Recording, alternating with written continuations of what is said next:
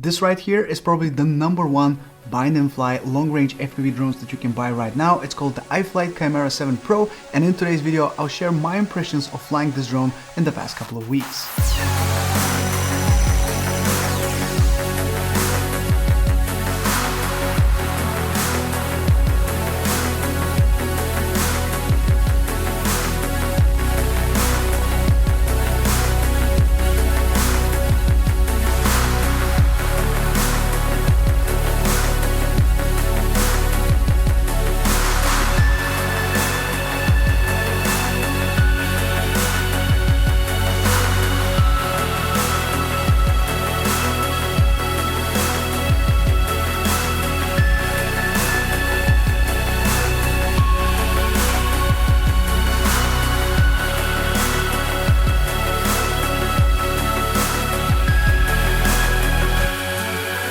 If you're familiar with my channel and you've seen my videos before, then maybe you've seen my Chimera 7 video which I posted, I believe, last year. I was a big fan of the Chimera 7 and I used it a lot during my travels and also during my FPV shots that required a little bit more distance.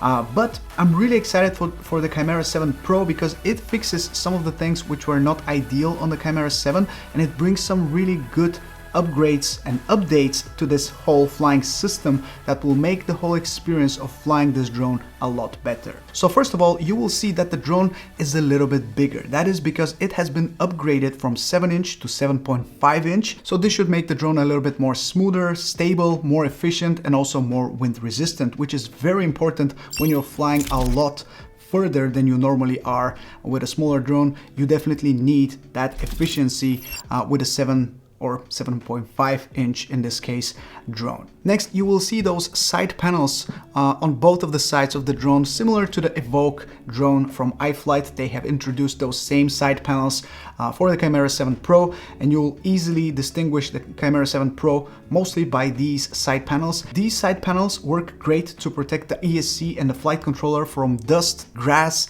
all sorts of different things that can get into those components, and even water.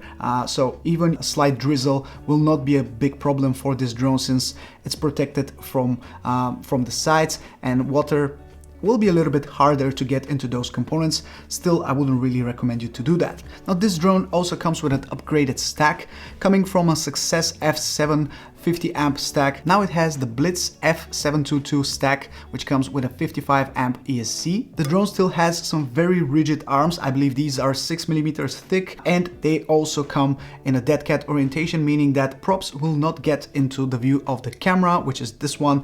This is the standard DJI Air unit, which is great. It's not a Vista, it's the Air unit, which, if you guys know me, is my preferred option. I don't really like the Vistas too much, maybe because it has 2 antennas on the back and not 1. Makes me feel a little bit more safer. And speaking about antennas, you still have those same huge Albatros antennas with an SMA connector sticking out from the back, giving you range and penetration. Whichever direction you turn the drone into, you will still have access to the top part of the antennas, which is great to have stable and strong signal. Now on the back, you also have this integrated GPS unit, which is standard for all iFlight 7-inch quads. It's the same GPS module that has been present on the regular Chimera 7, but keep in mind, by default, the GPS rescue mode is switched off, so you need to go to Betaflight and turn it on. I have already tested it and it works great. The GPS rescue just kicks in and the drone just starts moving back towards the home point. Make sure you enable the option to never fly without GPS lock. That will make sure that you will be able to have the drone safely return to you back to the home point in case something happens and it fail safes.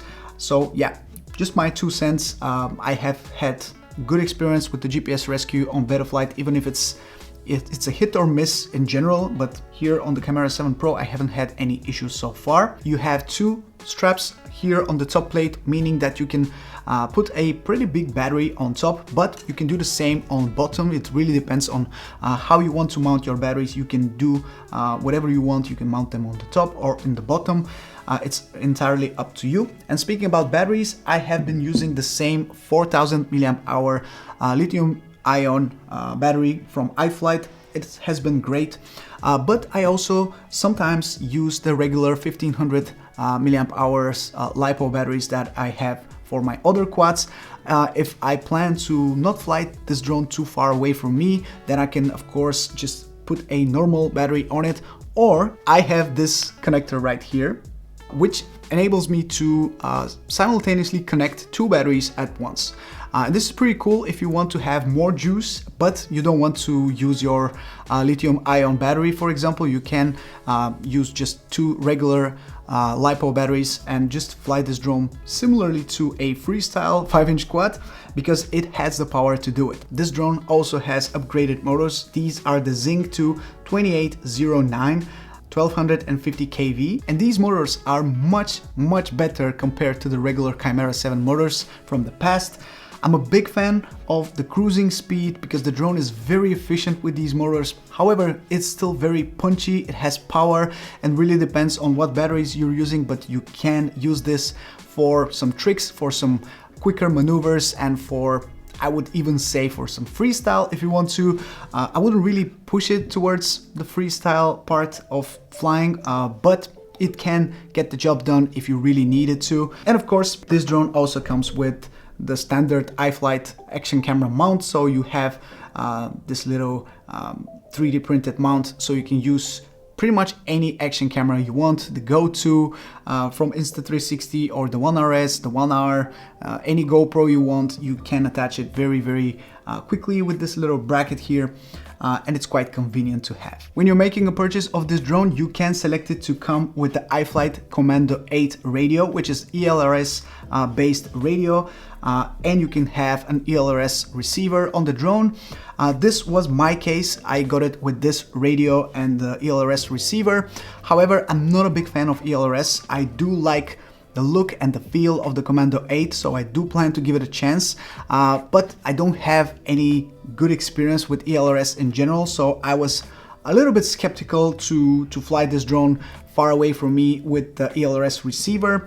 I prefer to use Crossfire on longer range flights. I might be biased, but I'm just used to that, so I prefer to keep that on my drone. As for the Commando8, it's a pretty cool radio that you can use. It has a very similar feel to the Tango 2 or any other Xbox style controller for FPV, and it just feels good in your hand. But like I said, I'm not a huge fan of ELRS, so if I plan to use this, it will be with a module on the back, so I can use Crossfire or something else. As usual, I will not focus too much on the GoPro footage I recorded with the Chimera 7 Pro, because nowadays with GyroFlow, Real Steady 2 and all the other types of stabilization that you can use, it really doesn't say too much about the quad. However, I will focus mostly on the smoothness that you will see when you fly the drone inside your goggles. So for that, we'll need the FPV feed that will be on the screen, so you can see how the drone feels and looks like when you're flying it. And for that, I really think the footage speaks for itself. The drone is very smooth. Even when I did my long range test with it, when I managed to get about 1.5 kilometers away, it was still battling the winds pretty much all the time, and I was using a Li-ion battery, so it was not ideal for pushing through the winds. However, it was very smooth experience. I remember my first flight with the Chimera 7, it was a lot more rocky, a lot more shaky. This has been definitely optimized to work better in those tougher situations where we have a lot of wind.